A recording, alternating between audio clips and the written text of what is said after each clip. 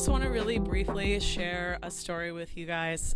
This is not my story, but unfortunately he can't be here to share it because he's no longer with us. I used to be a criminal defense attorney in Baltimore, and I represented a lot of medical cannabis patients under the old affirmative defense law, which basically meant that you had to be arrested and prosecuted for cannabis use, and then you had to hire an attorney and go to court and try to prove that your use was medical to avoid criminal penalties. I got an email from someone at NORML, the National Organization for the Reform of Marijuana Laws, basically asking me to represent this young man. When I met him, he was 20 years old and had stage 4 cancer. He had a rare pediatric cancer that the older you're diagnosed with it, the worse it is, and most people are diagnosed by age 5. He was in an experimental treatment at Johns Hopkins in addition to chemo and radiation and was fighting for his life. And he was in a car with some friends and got pulled over and was being prosecuted for the marijuana pipe that he had in his possession. And this is a young man who was an Eagle Scout. He had never been in trouble in his entire life. Incredibly sweet young man, and he was terrified.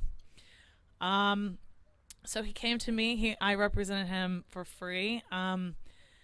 Although he had a notebook with all of his treatment records in it, and on the front of it there was a picture of him with the band Maroon 5 who had come to the pediatric hospital that he was in. And I told him that his payment to me was that I was making a photocopy of that picture. And I actually got the charges against him dismissed. But he wanted to fight to make sure that other young people like himself did not have to go through this same difficulty. And so the two of us together went to the Maryland legislature, and there were some bills introduced at the time to try to improve the medical cannabis law, and we let them know that the current state of the law wasn't good enough and that people like him shouldn't have to go through this. And unfortunately it got past that year because I don't know if you guys remember, there was a budget crisis at the time, and that took up the legislators' attention. But I am happy to say that eventually they did listen. The legislators sat through a very, very long hearing and listened respectfully to everything that was said, and they did eventually amend the medical law. So Maryland has a real medical marijuana law now. They are going to be opening dispensaries anytime now. I when I started organizing this event, went to reach out to him, and I found out that he passed away last year.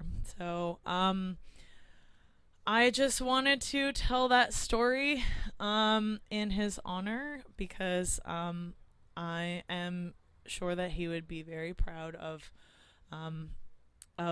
the work that people are doing and continuing to do to make sure that people who need to use medical cannabis to get through chemo and radiation and keep themselves alive are able to do so without having to worry about going to prison. So that's it. Thanks.